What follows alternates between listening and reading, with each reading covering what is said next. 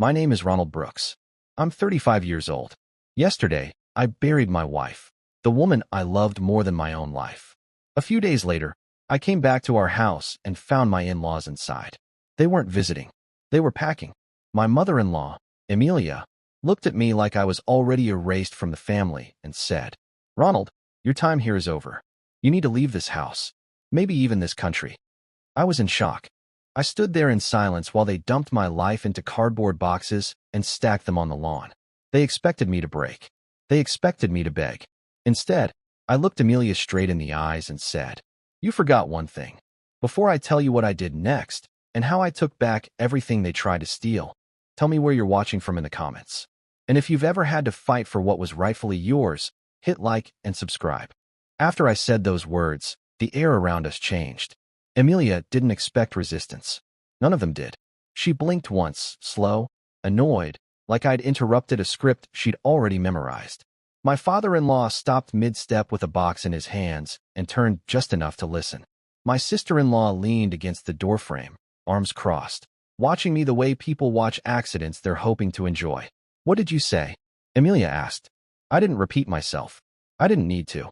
I could feel my heart pounding, but my voice stayed steady. Something in me had snapped, not loudly, not dramatically, but clean. The grief was still there, heavy and raw, but underneath it was anger. Focused anger. The kind that sharpens instead of blurs. "You forgot one thing," I said again, quieter this time. She scoffed and waved a hand toward the lawn. "Ronald, don't make this harder than it needs to be. Take your things and go. We've already been generous." Generous. That word stuck in my head as I looked at the boxes. Some were mine. Some were hers. Some were ours. Our wedding albums. My wife's coats. The blender we argued about buying and ended up loving. All of it reduced to damp cardboard sitting in the grass like it didn't matter. "This is my house," I said. Amelia smiled, thin and cold. It was my daughter's house. And now she's gone. The way she said it made my chest tighten. Not grief. Possession. Ownership. Like my wife had never been her own person, just something that reverted back to them when she died. My father-in-law finally set the box down and stepped closer. He was taller than me, broader, with that posture men get when they're used to being obeyed. "Ronald, you're emotional. We understand that. But legally, you don't have a place here anymore. This property belongs to the family." "I am her family," I said. My sister-in-law laughed. It was quick and sharp. "You were her husband," she said. Past tense. That's when I realized this wasn't about helping or grieving or anything that could be explained away by shock. This was planned, thought through, decided long before the funeral dirt settled. They didn't wake up that morning and choose cruelty. They'd been waiting for the moment they could act without witnesses. I walked past them and stepped inside. Amelia's voice rose instantly. "You don't have permission to." I ignored her. The house looked wrong. Drawers open. Closet doors wide. The hallway table cleared except for dust rings where pictures used to sit. I could feel her everywhere and nowhere at the same time. The scent of her shampoo still hung in the bathroom, mocking me. My sister-in-law followed me in. "Don't touch anything," she said. "We're cataloging." I turned and looked at her. "Get out of my way." Her smile faded. She wasn't used to that tone from me. I'd always been polite, quiet, easy to dismiss. She stepped aside anyway, muttering something under her breath. I went to the desk in the study. My wife's laptop was gone. The drawer was empty. The folder we kept important documents in was missing. That's when the shock finally gave way to clarity. They weren't just throwing me out. They were taking control. I walked back outside. Amelia was on her phone now, speaking softly, confidently, like someone arranging movers, not erasing a life. She hung up and looked at me with irritation. "You need to hurry," she said. "We don't have all day." I looked at the boxes again. Then at her. Then at my father-in-law, who wouldn't meet my eyes anymore. He already knew something was off. Men like him can sense when the balance shifts, even if they don't know why. "I'm not leaving," I said. Amelia's face hardened. "Ronald, don't be stupid." "I'm not being stupid," I said. "I'm being patient." She laughed, loud this time. "You don't have that luxury." I reached into my pocket and pulled out my phone. Not to threaten, not to bluff. Just to remind myself that I wasn't as alone as they thought. Amelia's smile faltered for the first time. "What are you doing?" she asked.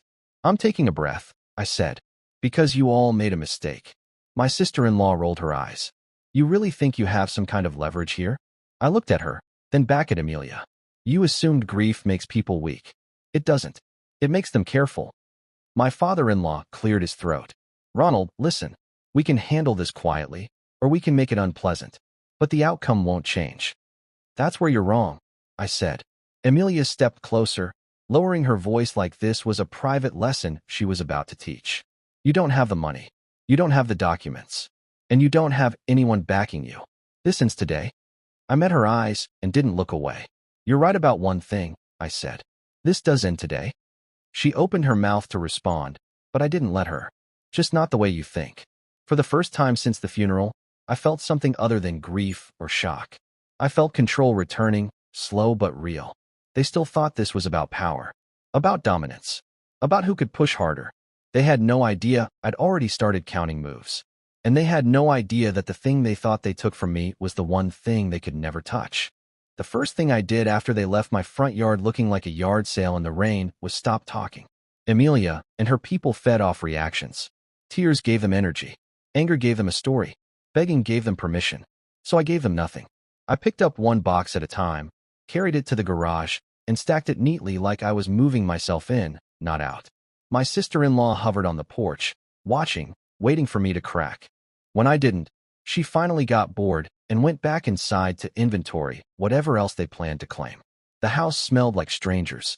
Not because strangers were inside, but because my wife wasn't. I could feel the difference in every room. The pictures were gone from the hallway. The frame that used to hold our wedding photo had been pulled down so fast the wall hook was bent. In the bedroom, half the closet was empty. Not her half. Mine. Like they'd already decided what I was allowed to keep. I walked into the kitchen and saw Amelia sitting at our table with a yellow legal pad and a pen, acting like she was balancing accounts. My father-in-law stood near the window with his hands behind his back, looking out at the street like he owned the view.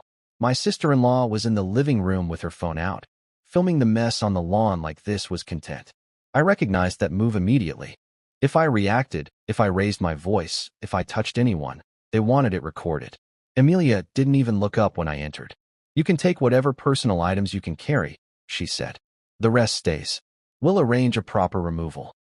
A proper removal, I repeated. She finally looked at me, annoyed. Yes, this is a family matter. We're doing things respectfully. Respectfully. I almost laughed. But my wife's face flashed in my mind, and the laughter died before it started. I couldn't waste energy on words. I needed facts. I needed proof. I needed my wife's voice preserved in documents and signatures, not in memories. I looked at the counter. Her purse hook was empty. The drawer where we kept passports and birth certificates was slightly open, and I could see it had been rummaged through. That hit me like a punch. They weren't just removing me from a house. They were trying to remove me from my own identity. Where are the documents? I asked. Amelia's expression went smooth. Too smooth. What documents? The folder, I said. The one in the desk. The one in the drawer upstairs. Insurance paperwork. Mortgage. Titles. Her will. My father-in-law finally turned. You don't need any of that, he said. Our attorney is handling it. That was my answer. They took them, which meant they were scared of what I might find. It also meant I couldn't trust a single piece of paper they showed me from this point forward. I walked out of the room, pulled my phone, and stepped into the hallway where my voice wouldn't carry. Then I called the one person Amelia didn't know I'd kept in my life. My wife's best friend, Kara. She picked up on the second ring. Her voice was wrecked. Ronald, Kara, I said, keeping my tone low, steady. I need you to listen. I'm not okay, but I'm focused. Her parents are in the house. There was a pause, then a sharp inhale. What do you mean in the house? They're packing, I said. They're claiming everything. They took documents. Kara swore under her breath, and for the first time since this started, I felt less alone. Not comforted, not saved, just reinforced. Like someone slid an extra round into the chamber. They can't do that, she said. Not like that. They are, I said. I need to know if she ever talked about a will. Anything official. Kara hesitated. She did, she said quietly. She told me months ago she updated beneficiaries after you two got married. Because she didn't trust her mom. My throat tightened. Updated what? Everything, Kara said. Life insurance. Her retirement account from her old job. And she told me she made sure you were protected if something happened. Amelia didn't know that. My father-in-law didn't know that. Or maybe they did. And that's why they were moving fast. Either way, it meant one thing. This was a race, and they started early. Kara, I said, I need you to send me any photos you have of her documents. Anything she ever texted you. Even a screenshot. I need names, dates, companies. I'll send whatever I have, she said instantly. And Ronald, don't sign anything. Not a single thing. I won't, I said. I'm done being cooperative. I ended the call and stared at the hallway wall. My wife had been careful, quietly careful, the same way she always paid bills early and kept backups of everything. The same way she'd say, don't leave important stuff in one place. I used to tease her for it. Now it was a lifeline. I went back into the kitchen and looked at Amelia. Who's your lawyer? I asked. Amelia smiled like she'd been waiting for me to ask. We'll contact you when we're ready. My sister-in-law called out from the living room without looking up. He thinks he's negotiating, she said, laughing into her phone. I ignored her and kept my eyes on Amelia. I'm not negotiating, I said. I'm informing you. You're not removing anything else from this house. Amelia's smile sharpened. And how exactly do you plan to stop us? I didn't answer right away. I walked past her, opened a cabinet, and pulled out the little metal lockbox we kept for spare keys, warranty cards, and random receipts. She'd missed it because she didn't know it existed. She never paid attention to the things my wife handled. She just assumed she owned her daughter by default. Inside the lockbox was a small envelope with my name on it, written in my wife's handwriting. Ronald. My hands went cold as I opened it. Inside was a single folded note and a flash drive taped to the paper. The note was short. No drama. No poetry.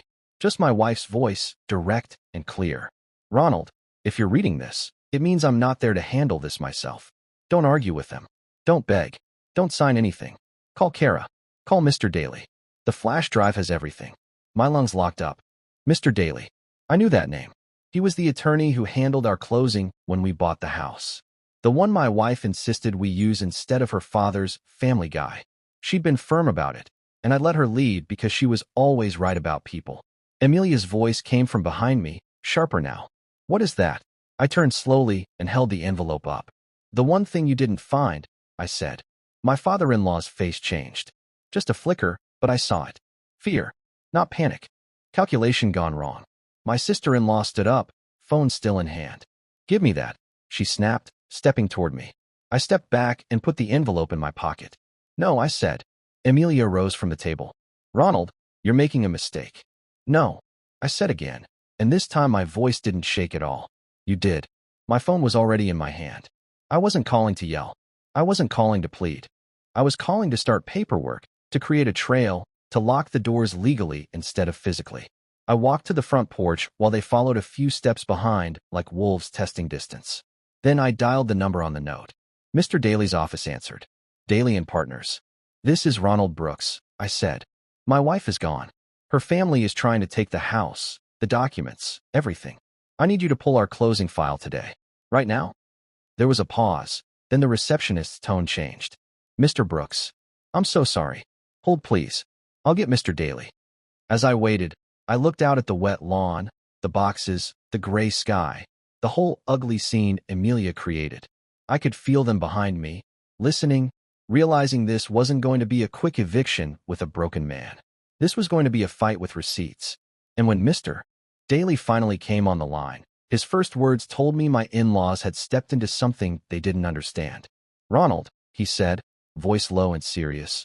I was wondering when they'd show up. Mr. Daly didn't hesitate. He asked me if they were still inside the house, and when I said yes, his tone sharpened immediately. He told me not to leave, not to sign anything, and under no circumstances let them change the locks. He said the house was already mine, fully and legally, the moment my wife passed. Joint ownership with right of survivorship. No probate. No gray area.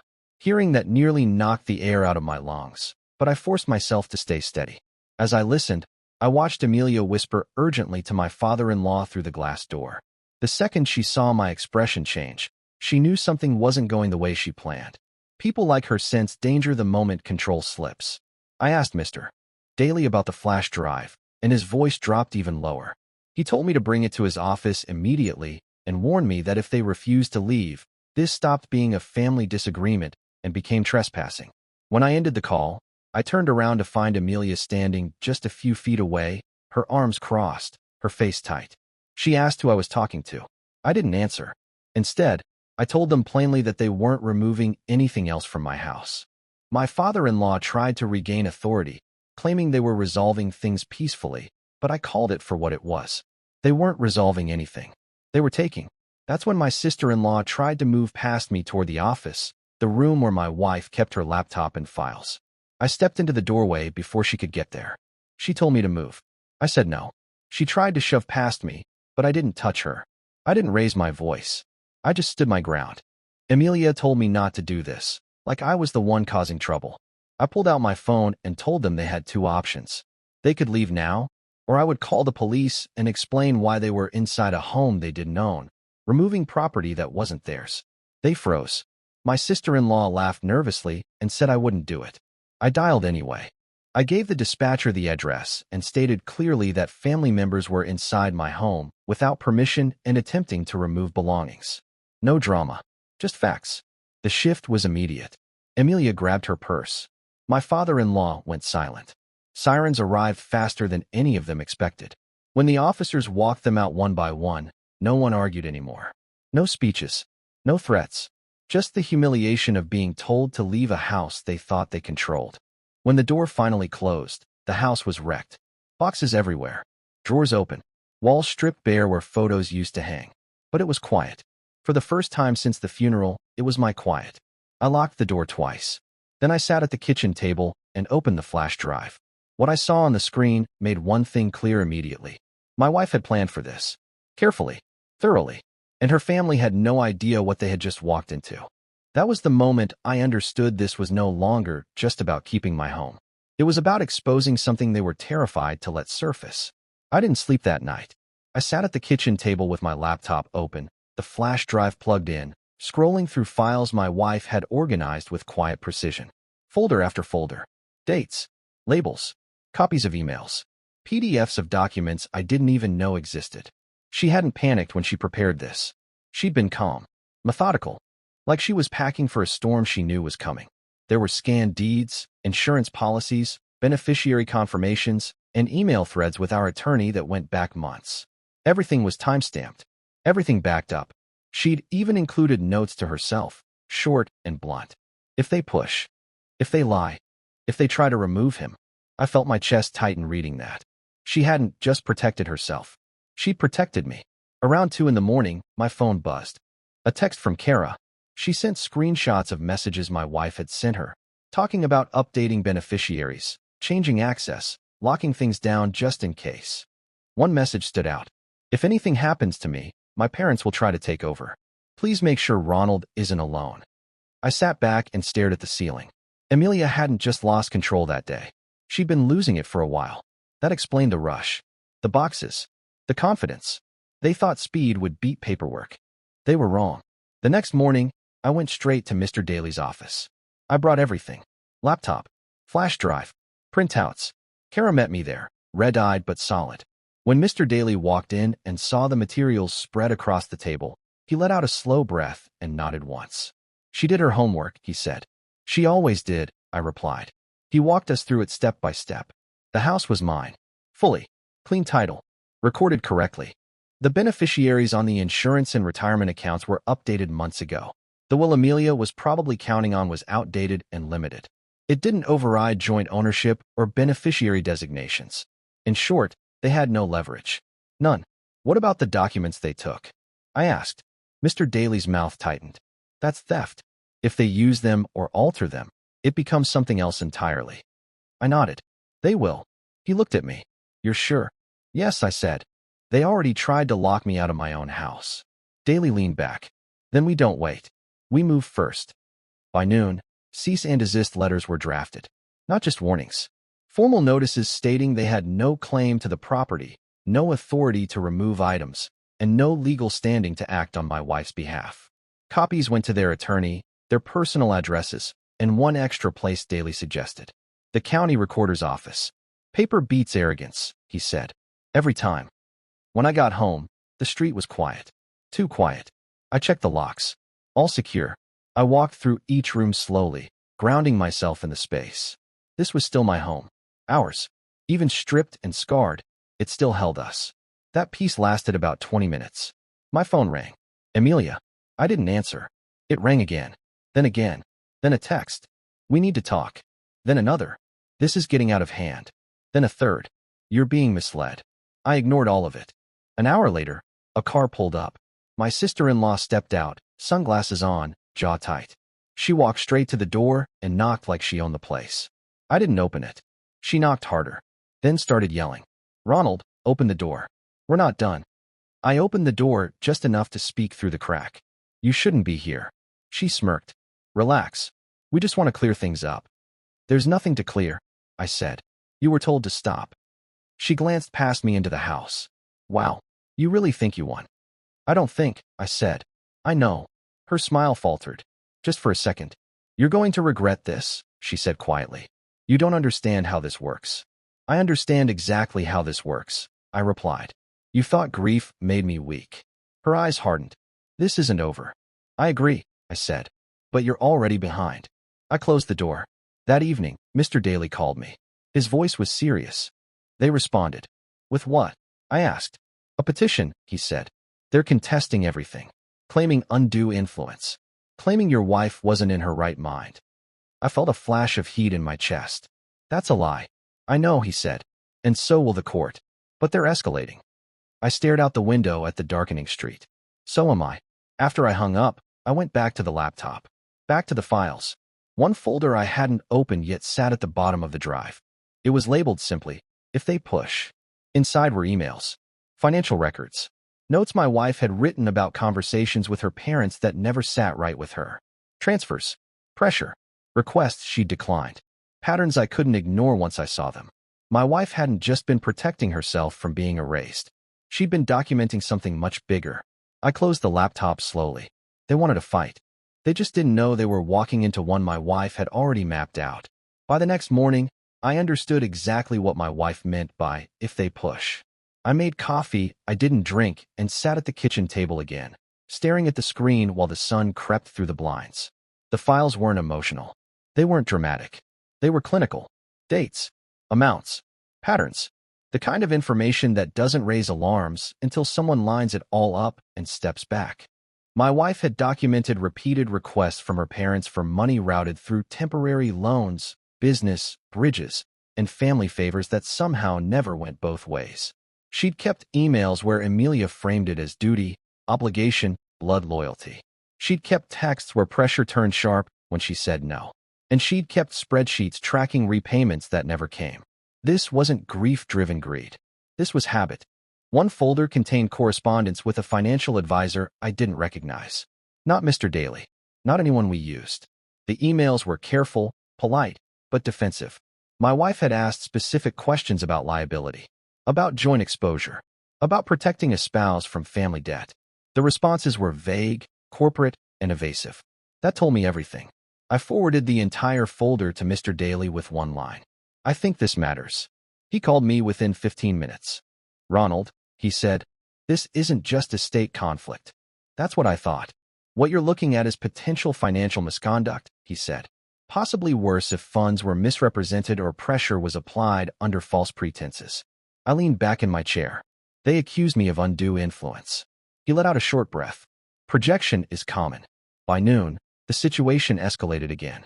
This time, not at my door. At my job. My manager called me into a meeting I wasn't scheduled for. HR was there. The tone was sympathetic but stiff. They said Amelia had contacted corporate, claiming I was unstable, grieving, and making erratic decisions that could impact my performance.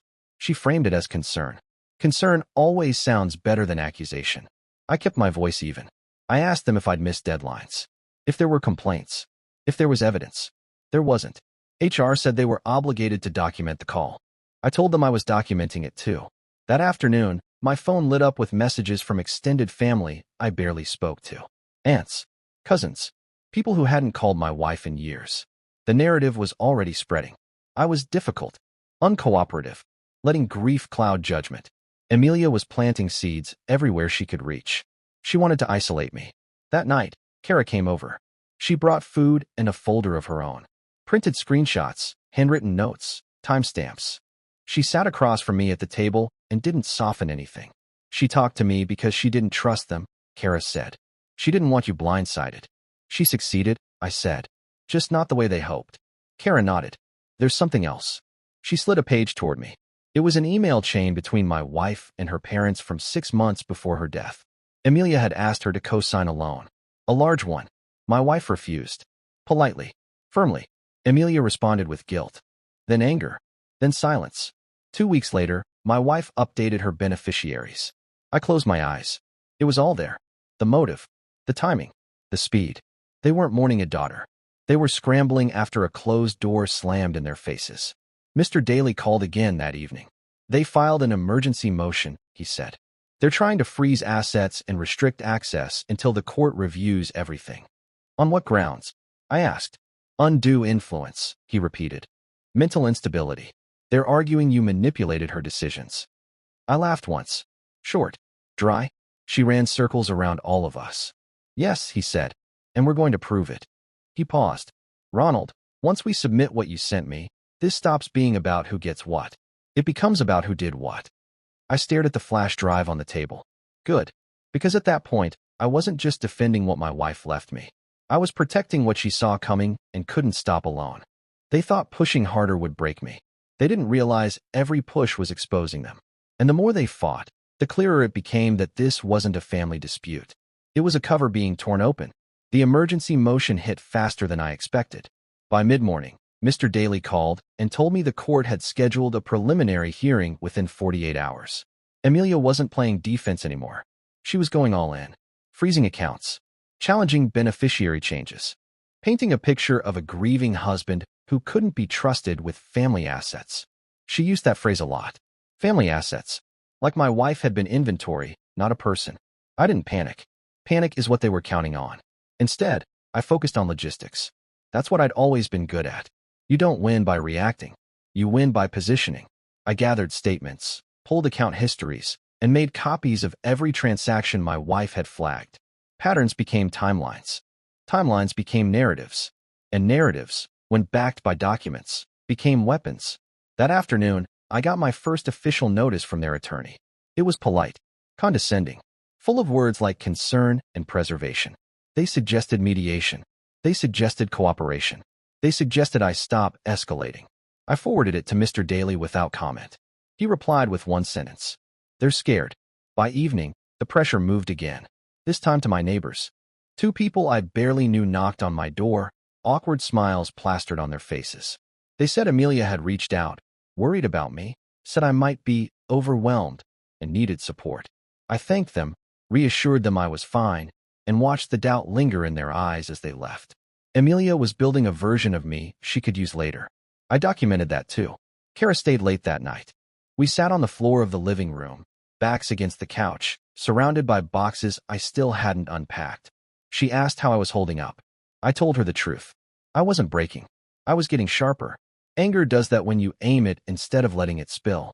Around midnight, my phone buzzed again. This time it wasn't Amelia. It was my father-in-law. A single text. We need to talk. Man to man. I stared at it for a long time before responding. Then I typed one word. Lawyers. He didn't reply. The next morning, Mr. Daly met me at the courthouse steps. He looked calm, but alert. He'd reviewed everything. The flash drive. Kara's screenshots. The financial advisor emails. The loan requests. The timing of beneficiary changes. He was confident, not arrogant. Confident like someone who knows where the weak points are. Inside the courtroom, Amelia didn't look at me. She sat stiffly beside her attorney, hands folded, face drawn tight. My sister-in-law whispered constantly, agitated, while my father-in-law stared straight ahead like stone. They'd come dressed for sympathy. Soft colors, controlled expressions, the image of a grieving family under attack. When it was our turn to speak, Daly didn't raise his voice. He didn't accuse. He laid out facts, dates, documents. He explained joint ownership, beneficiary law, and why their claims didn't override federal and contractual protections. Then he shifted. He introduced evidence of repeated financial pressure and unanswered loan repayments. The judge leaned forward. Amelia's attorney objected. Daly responded calmly. The judge overruled. That's when Amelia finally looked at me. Not with anger. With calculation. She was reassessing, realizing this wasn't a bullyable opponent. This was a wall. The hearing ended without a ruling. But the judge denied their request to freeze assets and warned both parties about frivolous claims. It wasn't a victory. It was momentum. Outside, my sister-in-law snapped. She accused me of poisoning the court, of turning family against family. My father-in-law told me I'd regret humiliating them. Emilia said nothing. She just watched me, eyes narrowed, like she was already planning her next move. That night, I returned to the house and finally unpacked one box. Just one. I put our wedding photo back on the mantel, wiped clean and steady. I stood there longer than I meant to, letting the silence settle. They thought this was about inheritance. They thought this was about control. They still didn't understand that once you force someone to fight for their ground, you teach them how to take yours. The calm after the hearing didn't last. It never does when people like Emilia realize intimidation isn't working. 3 days after court, the next move came, and it was quieter, cleaner, and far more dangerous. Mr. Daly called me early that morning, his voice tight. They filed a supplemental complaint overnight, he said. They're alleging financial exploitation. I didn't respond right away. I already knew what that meant. They weren't trying to win anymore. They were trying to stain me. Allegations like that don't need to succeed to cause damage. They just need to exist. They're claiming you isolated her, Daly continued. Controlled access. Influenced decisions. They're requesting a forensic review of your finances and communications. So they're projecting, I said. Yes, he replied. And escalating. Within hours, my bank flagged my accounts for review. Nothing frozen yet, but the warning was clear. My employer asked for another meeting. This time legal was present. Again, polite. Again, concerned. Again, no evidence. Just questions planted carefully, like thorns you don't feel until you move. By the afternoon, my sister-in-law's voice showed up on social media. Not directly, not naming me. Just vague posts about grief, betrayal, and how money changes people. Friends of friends shared it. Comments piled on. Sympathy flowed toward the wrong target. I documented everything. That night, I opened the last folder on the flash drive. The one my wife labeled, only if necessary. Inside were audio files, short recordings, dates and the file names, conversations with her parents, voices unmistakable, pressure clear, guilt weaponized, threats dressed up as concern. In one recording, Emilia's tone was sharp and cold. If you don't help us, don't expect us to help you when things fall apart. In another, my father-in-law talked numbers, minimizing risk, dismissing consequences. They spoke freely because they thought they owned her. I closed my laptop slowly. My hands weren't shaking. I wasn't angry. I was focused. I sent a single email to Mr. Daly. We're past defense. It's time. He called within minutes. Are you sure? He asked. Yes, I said. They won't stop unless they're forced. The next filing wasn't a response. It was a counteraction. We submitted evidence of coercion, attempted financial manipulation, and false statements made to third parties. We attached transcripts. We attached timelines. We attached proof that my wife acted independently, deliberately, and against their wishes. 2 days later, Emilia's attorney requested a private conference with the judge. That was the moment everything shifted. The call came late that evening. Daly didn't sound satisfied. He sounded grim. They're trying to settle, he said. Quietly. On what terms? I asked. They'll drop everything. Publicly retract claims. Walk away. I laughed once. No. Daly hesitated. Ronald, this could get ugly. It already is, I said. They made it that way. The next morning, my doorbell rang. Emilia stood outside alone. No witnesses. No cameras. No performance. Just her and a face I barely recognized anymore. Tired. Fractured. Desperate. We can fix this, she said before I spoke. You don't want to drag this further. You dragged it here, I replied. She swallowed. You don't understand what you're doing. I understand exactly what I'm doing, I said. I'm finishing what you started. Her voice cracked. Just a little. Think about your wife. I am, I said. That's why I won't stop. She stared at me for a long moment, then turned and walked away without another word. That afternoon, subpoenas were issued. They thought pressure would make me fold. They thought silence would protect them. They thought grief would blind me. Instead, it sharpened me. And for the first time since my wife was buried, I knew this wasn't just about justice for me. It was about truth they'd buried long before her coffin ever hit the ground. The subpoenas changed the temperature of everything. Overnight, the noise stopped. No more vague social posts. No more calls to my job. No more concerned neighbors knocking on my door. When people who rely on intimidation realize the spotlight is turning toward them, they go quiet. Silence isn't peace. It's fear reorganizing. Mr. Daly walked me through what came next. Depositions, financial discovery, third-party records, banks, advisors, vendors, anyone whose name appeared in the files my wife had left behind. Amelia's family had spent years operating in private, leaning on reputation and pressure. Now everything was being pulled into daylight, and daylight is brutal. The first deposition was my sister-in-law's. She went in confident, too confident. She treated it like a performance, cracking jokes, rolling her eyes, pretending this was all beneath her. That lasted exactly 40 minutes. Then the emails came out. The texts, the recorded calls, the loan requests she swore she knew nothing about. Her answers slowed. Her voice changed. By the end, she wasn't joking anymore. She was defensive, clipped, and visibly rattled. My father-in-law's deposition came next. He was colder, calculated. He spoke like a man used to boardrooms and backroom deals. He denied everything until Daly put a spreadsheet in front of him that tracked money moving from his business accounts to personal expenses, then back out through family loans that never returned. Daly didn't accuse him. He asked him to explain. The silence after that question was longer than any argument. Amelia was last. I didn't attend. I didn't need to. I read the transcript afterward. She tried to paint herself as a mother who lost her daughter and feared losing everything else. But grief doesn't explain forged signatures. It doesn't explain recorded threats. It doesn't explain why beneficiary changes triggered immediate retaliation. 3 weeks into discovery, the first crack appeared. Their attorney withdrew. No announcement. No explanation. Just a filing that said irreconcilable differences. Mr. Daly smiled when he told me. That usually means they lied to their own counsel. The next attorney lasted 10 days. During that time, something else surfaced. A bank contacted Mr. Daly directly. They'd reviewed the subpoenas, reviewed the transfers, reviewed the recordings. They weren't asking questions anymore. They were covering themselves. Accounts connected to Amelia's husband were frozen pending investigation. A business line of credit was suspended. The pressure was reversing direction. That's when the phone calls started again. Not threats this time. Please. Extended family reached out, trying to mediate. Old family friends suddenly remembered me fondly. People who hadn't checked on my wife in years wanted to talk about forgiveness. I declined all of it. Forgiveness comes after accountability, not before. One night, close to midnight, my father-in-law showed up at my door alone. He looked older than I remembered. Smaller.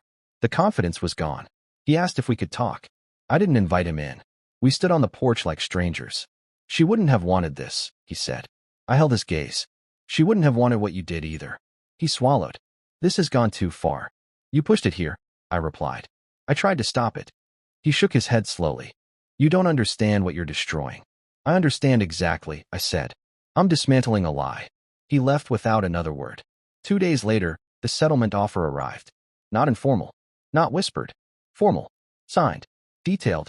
They offered to withdraw all claims, issue a public retraction, and pay my legal fees. They wanted confidentiality. They wanted it buried. I told Mr. Daly to counter.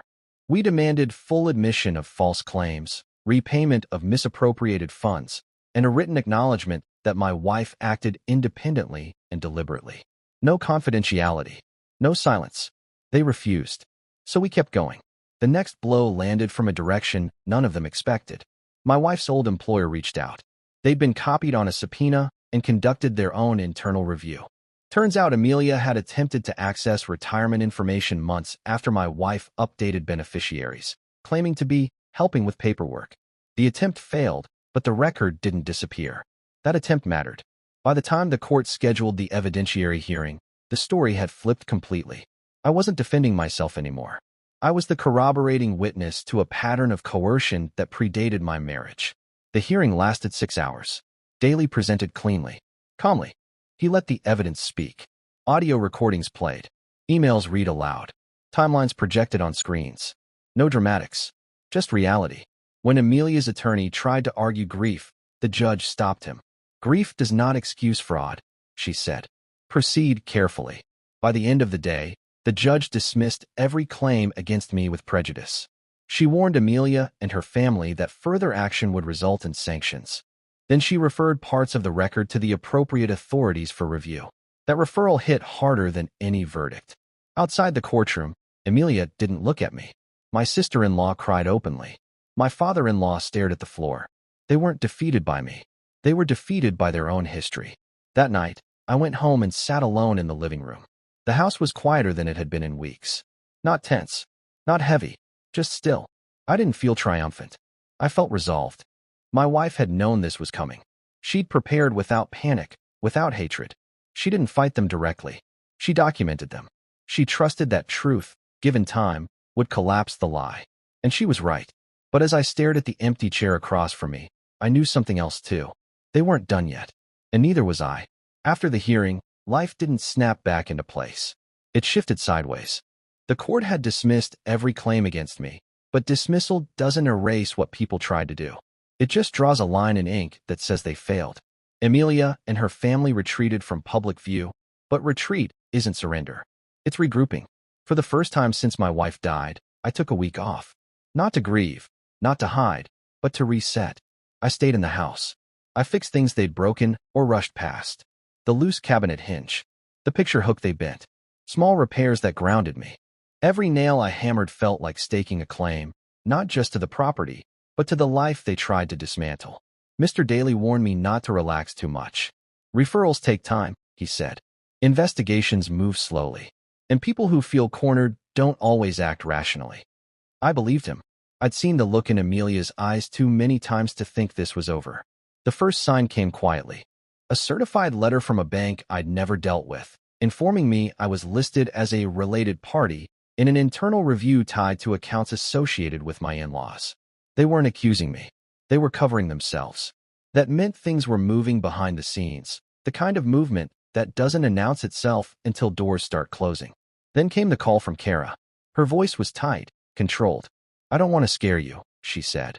But Emilia reached out to someone I know. She's asking questions. About you. About what you're planning. I'm not planning anything, I said. I'm responding. That's not how she sees it, Kara replied. She thinks you're waiting to strike. I almost laughed. Almost. The truth was simpler. I didn't need to strike. I just needed to stay standing while gravity did the rest. 2 weeks later, the first domino fell. My father-in-law's business partner resigned. No explanation given, but the timing was impossible to ignore. Then a supplier pulled out. Then a lender quietly declined to renew a credit line. These weren't public collapses. They were pressure leaks. The kind that sinks ships slowly so no one can point to the exact moment it happened.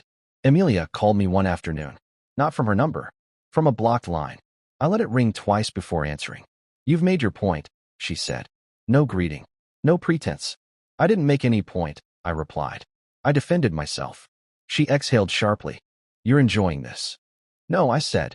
I'm enduring it. There was a pause. What do you want? She asked. I thought about that. Really thought about it. I want you to stop, I said. I want you to leave me alone. And I want you to stop rewriting my wife's life to suit your needs. Her voice hardened. That's not how this works. It is now, I said. She hung up. A few days later, my sister-in-law tried a different approach. She showed up at Kara's place in tears, claiming everything had spiraled out of control, blaming stress, grief, misunderstanding. Kara listened politely, then asked one question. Did you tell the truth in court? My sister-in-law didn't answer. That silence spread. The investigation became official not long after. Letters arrived from regulatory agencies requesting documents, statements, timelines.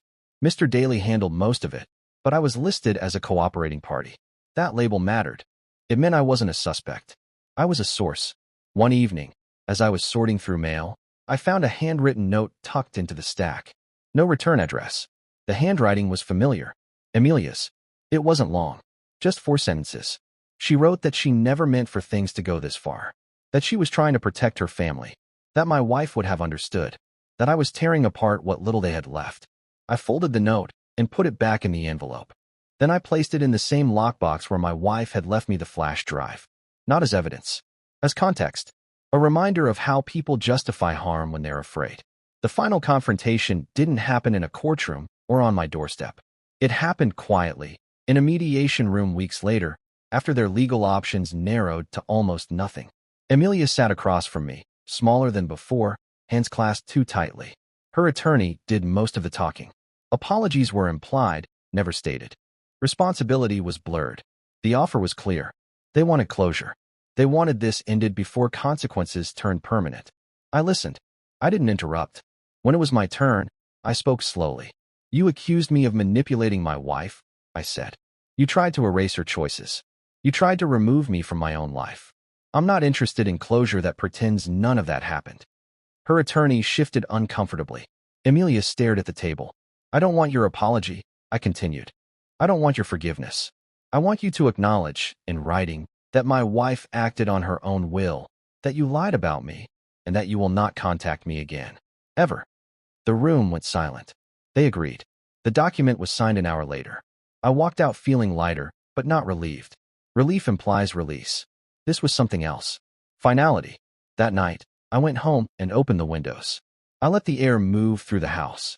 I sat in the quiet and thought about my wife, about how carefully she'd built safeguards without turning bitter, without turning cruel. She didn't fight them with anger. She fought them with preparation. They thought grief would undo me. They thought isolation would break me. They thought lies would bury the truth. Instead, everything they tried to hide came to light. And as I stood there, alone but unbroken, I understood something clearly for the first time since her funeral. This wasn't just the end of their attack. It was the beginning of my life without fear. And there was still one more chapter left. The house felt different once everything went quiet. Not peaceful, not healed, just alert, like a place that had survived an invasion and hadn't fully lowered its guard yet. I noticed it most at night. The way every sound carried. The way silence no longer felt empty, but loaded. I went back to work, back to routine, back to pretending life had edges again. On the surface, things looked settled. The legal attacks had stopped. The calls had dried up. Amelia and her family vanished from my immediate orbit like they'd been erased with a careful hand. Anyone watching from the outside would have said it was over. I didn't believe that for a second. People who lose control that completely don't just accept it. They wait. They adapt. They look for leverage where no one else thinks to check.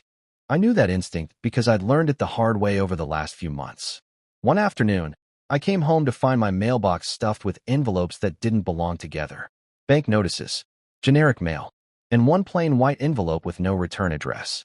No stamp. Hand-delivered. I didn't open it right away. I carried it inside, set it on the counter, and stared at it like it might move on its own. When I finally slid a finger under the flap, there was only a single sheet of paper inside. No letterhead. No signature. Just a sentence typed in black ink. You don't know everything she protected you from. That was it. No threat. No demand. No explanation. I sat down slowly and read it again. Then a third time. My first instinct was to dismiss it as intimidation. A final attempt to unsettle me. But something about the phrasing felt wrong. It wasn't angry. It wasn't defensive. It felt precise. That night, I pulled out the lockbox again. The flash drive. The documents. I went through them carefully, slower than before, looking for gaps instead of answers. That's when I noticed something I hadn't paid attention to before. A folder buried inside another folder, dated almost a year earlier than the rest. It wasn't labeled "If They Push." It wasn't labeled anything dramatic. It was labeled "Contingency." Inside were notes my wife had written to herself. Not about her parents. Not directly. About people they were connected to.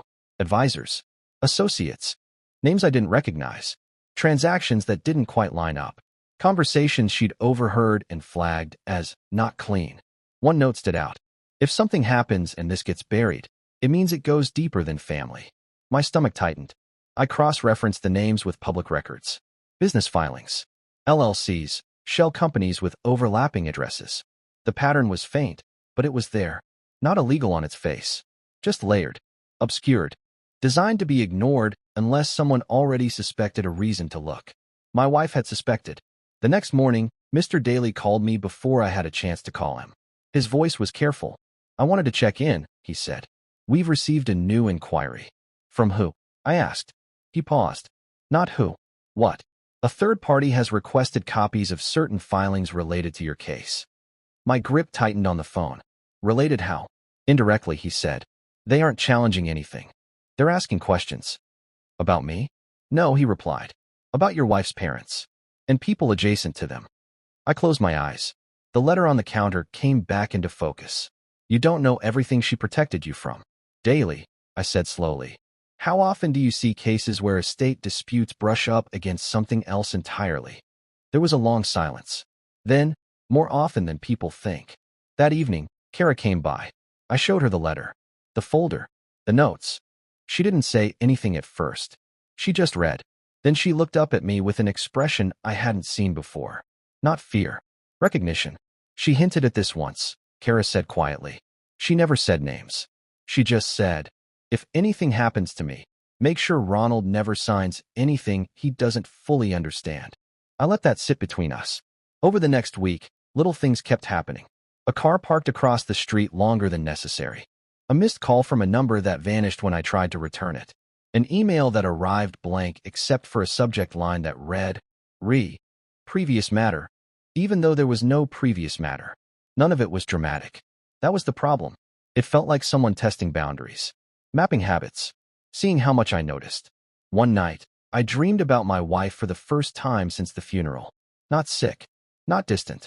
Just standing in the kitchen, calm, telling me the same thing she always did when I rushed ahead of myself. Slow down, she said. Look twice. I woke up with my heart pounding and the clear sense that whatever she'd been preparing for hadn't fully revealed itself yet. The next morning, I found another envelope in the mailbox. This one had a return address. Not a person, not a law firm, just a city and A.P.O. box. Inside was a business card. No logo, no slogan, just a name and a number. Underneath, handwritten in blue ink, were 4 words. She knew you'd listen. I sat there for a long time, card in my hand, realizing something I hadn't allowed myself to think until now. The fight with her family had been the first layer. Loud, ugly, obvious. But whatever my wife had been quietly watching, quietly documenting, had nothing to do with inheritance. And everything to do with why she made sure I would still be standing when the noise finally stopped. I didn't call the number that day, but I knew I would. Because some stories don't end when the house is saved or the lies are exposed.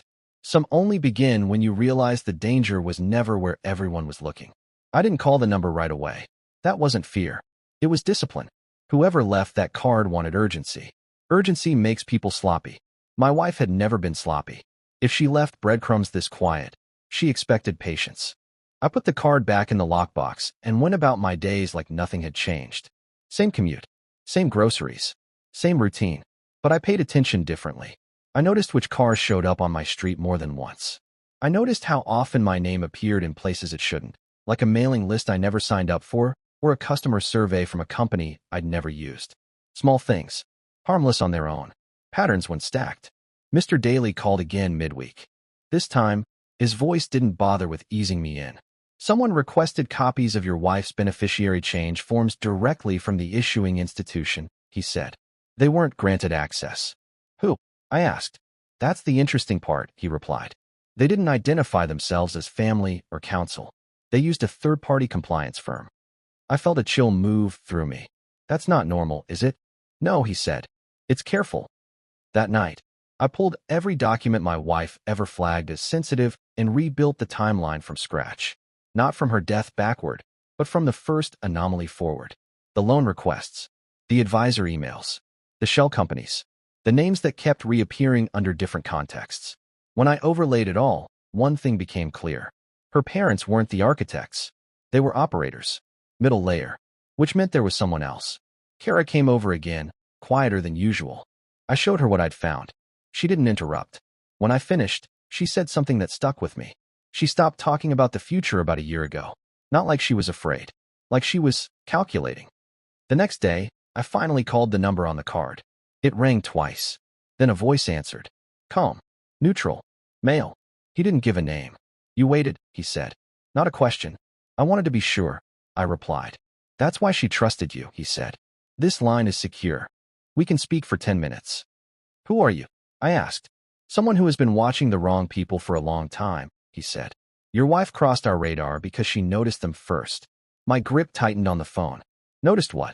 Financial laundering through legitimate family structures, he said. Pressure tactics. Asset redirection. Quiet compliance. We believe your wife refused participation. Believe? I asked. We know, he corrected. The documentation she kept confirmed it. I closed my eyes. Is this about her death? A pause. Measured. We have no evidence of foul play, he said. But we do believe she anticipated consequences. Why contact me now? I asked. Because the family conflict created visibility, he said. And because you didn't fold. Before I could ask another question, he spoke again. There will be people who try to contact you pretending this is about closure. It's not. It's about containment. Containment of what? I asked. Exposure, he replied. The line went dead exactly at 10 minutes. That night, I slept with the lights on for the first time since the funeral. Not because I was afraid, but because I needed to see clearly. My wife hadn't just protected me from her family. She'd shielded me from something larger, quieter, and far more patient. The next envelope arrived 2 days later. This one was thicker. Inside were photocopies of documents I recognized and a note typed in the same precise font as before. Do not share these yet. Let them come to you. I understood then what game I was in. Not defense, not offense. Timing. And whoever my wife had crossed paths with was still watching to see if I knew how to use it. I put the envelope back in the lockbox, sat down in the quiet house, and finally allowed myself to feel something close to awe. She hadn't just prepared me to survive. She'd positioned me to finish something she never got the chance to see end. I didn't rush the ending. That was the last lesson my wife left me. When you have the truth, time becomes a tool. I let the weeks stretch just enough for complacency to return to the people who thought they'd escaped. Amelia stopped moving entirely. My sister-in-law disappeared from public view. My father-in-law sold what he could, quietly, like a man cleaning a crime scene with a teaspoon. They believed the storm had passed. That's when I moved.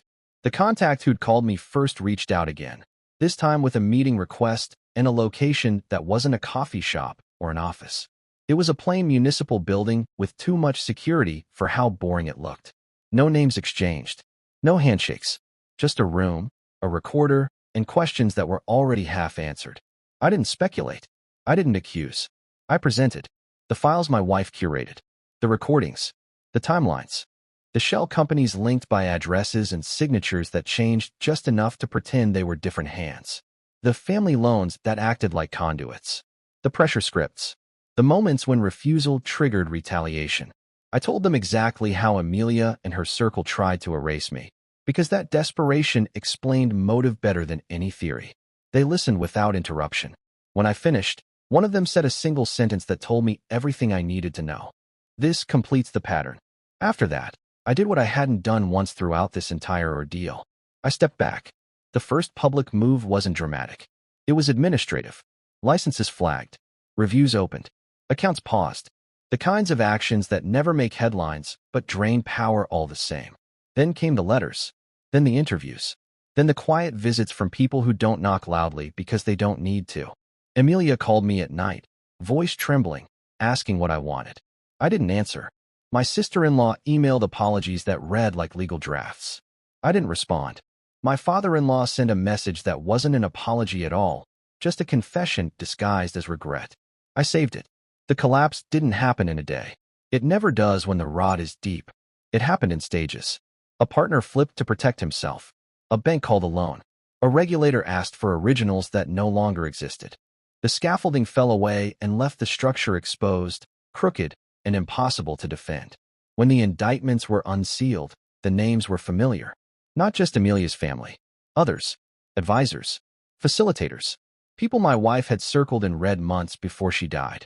The charges weren't poetic. They were precise. Conspiracy. Fraud. Coercion. The language of consequences. I watched the coverage alone in my living room, the sound off. I didn't need the commentary. I recognized the moments.